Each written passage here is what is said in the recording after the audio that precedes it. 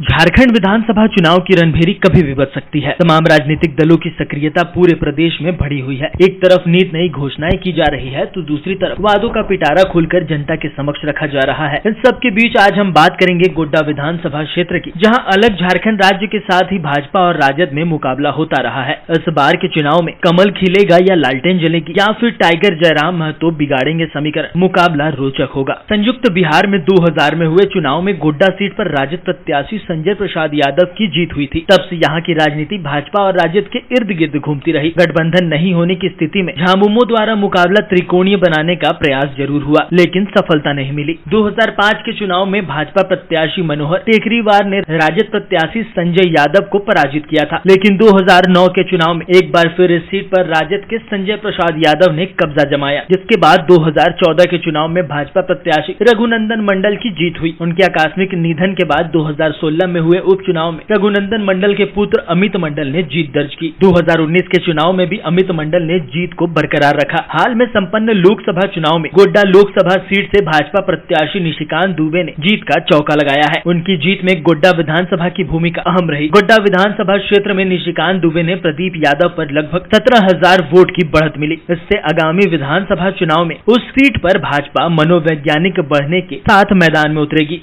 अलग झारखंड राज्य बनने के बाद यहाँ की राजनीतिक भले ही भाजपा और राजद के इर्द गिर्द घूमती रही, लेकिन इतिहास गवाह है कि इस सीट पर कभी कांग्रेस और झामुमो का भी दबदबा रहा है। 1952 से 2019 तक के एक उपचुनाव सहित विधानसभा के 17 चुनाव हुए, जिसमें कांग्रेस ने 5 बार, भाजपा ने 4 बार, झामुमो, राजद और झारखंड पार्टी ने 2-2 बार, जबकि जनता पार्टी व संयुक्त सोशलिस्ट पार्टी ने एक बार इस सीट पर जीत दर्ज की है। आगामी विधानसभा चुनाव के मद्देनजर तमाम पार्टी अपने प्रत्याशी के चयन में हर समीकरण को ध्यान में रख रही है। खासकर भाजपा में प्रत्येक सीट पर कई दावेदार हैं। इसके बावजूद गोड्डा सीट पर अमित मंडल की दावेदारी प्रबल मानी जा रही है। 2016 में विरासत में मिली जीत के बाद 2019 में मिली जीत ने साबित किया है कि अमित मंडल राजनीति के मंझे हुए खिलाड़ी हैं। तीसरी पीढ़ी है जो गोड्डा विधानसभा से विधायक चुने गए हैं। 1985 और 1990 में अमित मंडल के दादा सुमृति मंडल झामुमो के टिकट पर जीत दर्ज कर विधायक बने थे, तो 2014 में अमित मंडल के पिता रघुनंदन मंडल भाजपा के टिकट पर जीत दर्ज की थी। वहीं इंडिया गठबंधन के तहत इस सीट पर राजद का दावा है और राजद प्रत्याशी के रूप में पूर्व विधायक संजय प्रसाद यादव की दावेदारी है। हाल के समय में जयराम महतो झारखंड की राजनीति का उद्यमान तारा बनकर उभरे हैं। जनता के मुद्दे को लेकर आवाज बुलंद करने वाले जयराम महतो टाइगर कहलाने लगे। हाल के समय में जयराम महतो झारखंड की राजनीति का उदीयमान तीर बनकर उभरे हैं। जनता के